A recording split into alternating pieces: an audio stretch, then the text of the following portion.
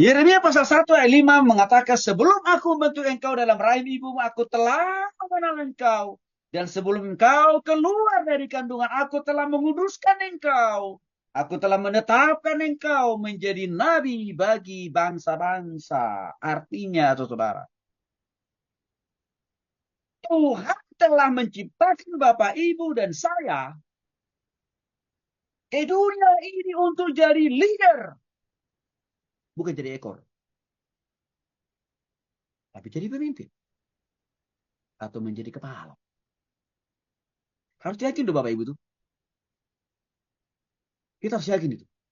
Artinya Tuhan tidak sekonyong-konyong melahirkan kita, menciptakan ke dunia ini supaya hanya sekedar kita hidup seperti orang lain hidup. Tidak. Tuhan tetapkan, Tuhan ciptakan kita untuk menjadi pemimpin. Entah dalam ruang lingkup sebagai suami, istri di keluarga, atau jadi pemimpin di dalam pelayanan, pekerjaan, usaha, dan bisnis. Kita ini pemimpin. Dan itu diawali waktu Tuhan menciptakan saudara. Tuhan tidak hanya sibuk menciptakan kita ke dunia ini supaya hidup seperti biasanya, seperti orang lain. Tapi dia juga memproses kan maksudnya. Memperlengkapi kan maksudnya di sini Bapak Ibu.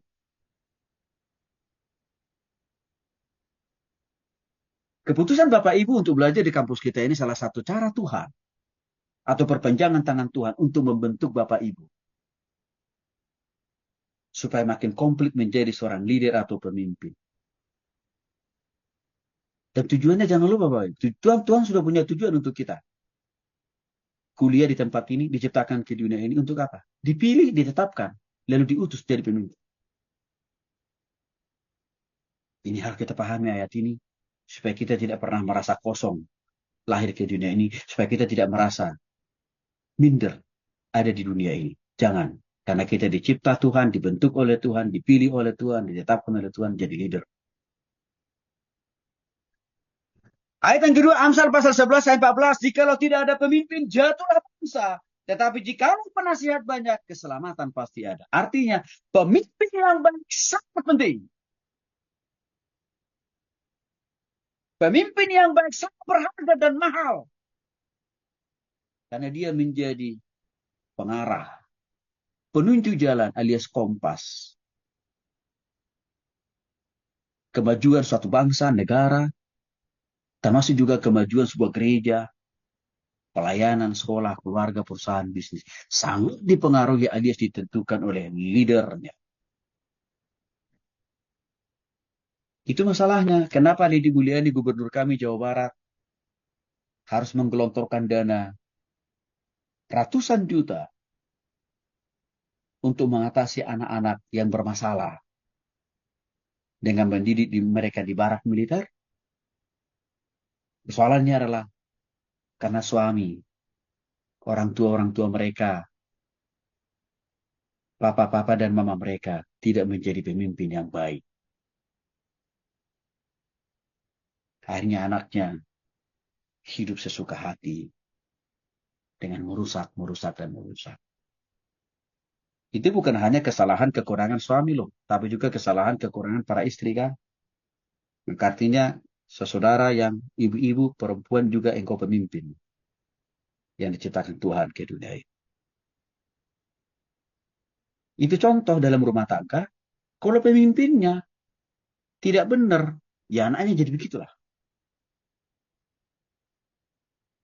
Maka kalau kita sebagai pemimpin rohani benar di dalam Tuhan, maka sudah pasti Tuhan mudah memberkati pelayanan kita, menambah-nambahkan jumlah jiwa-jiwa yang kita. Amsal pasal 29 ayat 2.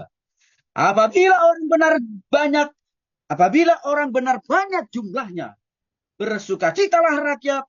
Tetapi apabila orang fasik memerintah, rakyat mengeluh. Artinya, pentingnya pemimpin yang memiliki kualifikasi, kualitas, rohani, karakter, mental, fisik, pengetahuan, keterampilan. Supaya dia dapat mempengaruhi, mengarahkan, membimbing, mengajak, mendorong setiap orang yang dipimpin. Entah istrinya, anak-anaknya, karyawannya, stafnya, para pelayan di gerejanya.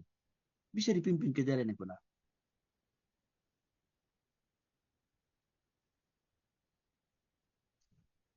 maka pemimpin harus punya kualifikasi.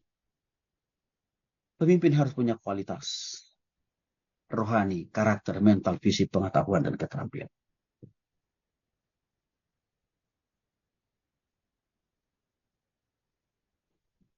Roma 13 ayat 1. Tiap-tiap orang harus takluk kepada pemerintah yang di atasnya. Sebab tidak ada pemerintah yang tidak berasal dari Allah. Dan pemerintah-pemerintah yang ada ditetapkan oleh Allah. Saudara dikasih oleh Yesus Kristus. Sejak Republik ini berdiri, presiden kita selalu beragama Islam. Pertanyaannya, itu seizin Tuhan atau tidak? Ya. Disetujui Tuhan atau tidak? Yes. Walaupun mereka tidak pernah bertobat pada Yesus. Bahkan sampai Republik ini diratakan oleh Tuhan, pemimpin kita masih akan berpotensi terus orang Islam. Tetap itu direstui oleh Tuhan. Roma 13:1.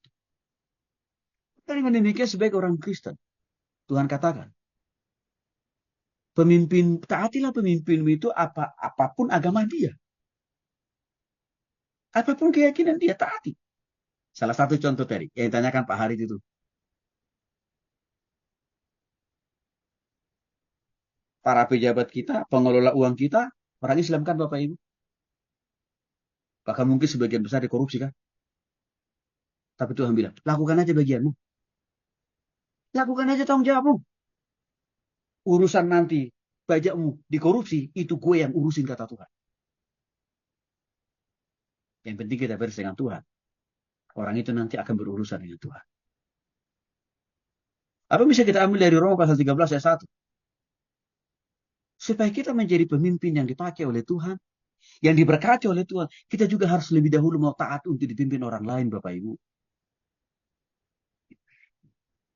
Ada banyak orang susah dipimpin orang. Selalu mau menjungkir balikkan orang yang dipimpin, orang yang memimpin. Selalu mau mengkudeta pemimpin. Mustahil. Dia bisa dipakai dan diberkati oleh Tuhan menjadi pemimpin yang berhasil. Mengapa? Karena dia saja susah untuk dipimpin. Susah menaati pemimpinnya. Maka kita harus belajar juga untuk mau dipimpin orang, Bapak Ibu. Supaya di kemudian hari, pengalaman yang Tuhan izinkan kita alami waktu kita dipimpin oleh orang, bisa kita pakai menjadi pengalaman yang berharga juga. Terutama hal yang positif ya. Untuk memimpin orang lain.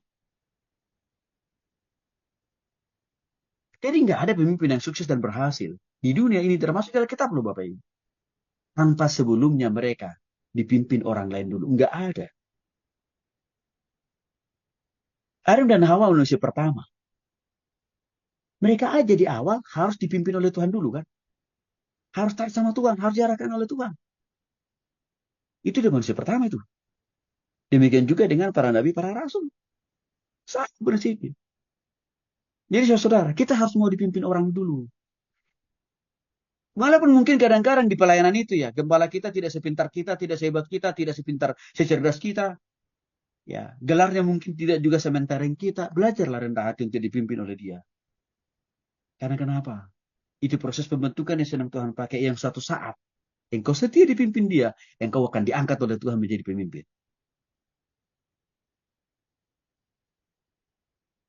Lukas 14 ayat 28 sampai 30. Lagi-lagi menjelaskan pentingnya perencanaan sebelum memulai satu proyek pelayanan.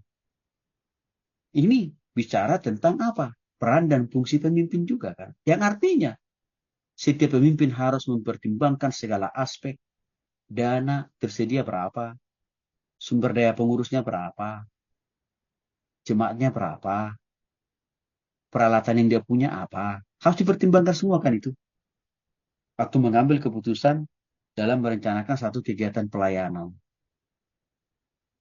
Itu kan yang mau dijelaskan di dalam Lukas pasal 14 ayat 28 sampai 30 Bapak. Maka untuk itu saya mengajak saudara, mari kita lakukan firman ini. Maka Tuhan siap memakai, siap memberkati saudara-saudara menjadi pemimpin yang pasti diberkati dan dipakai Tuhan dengan luar biasa. Entah di dalam dunia pekerjaan, bisnis, entah dalam dunia pelayanan. Ketahuilah, kita dicipta kita ditetapkan, kita dibentuk, kita diutus jadi pemimpin.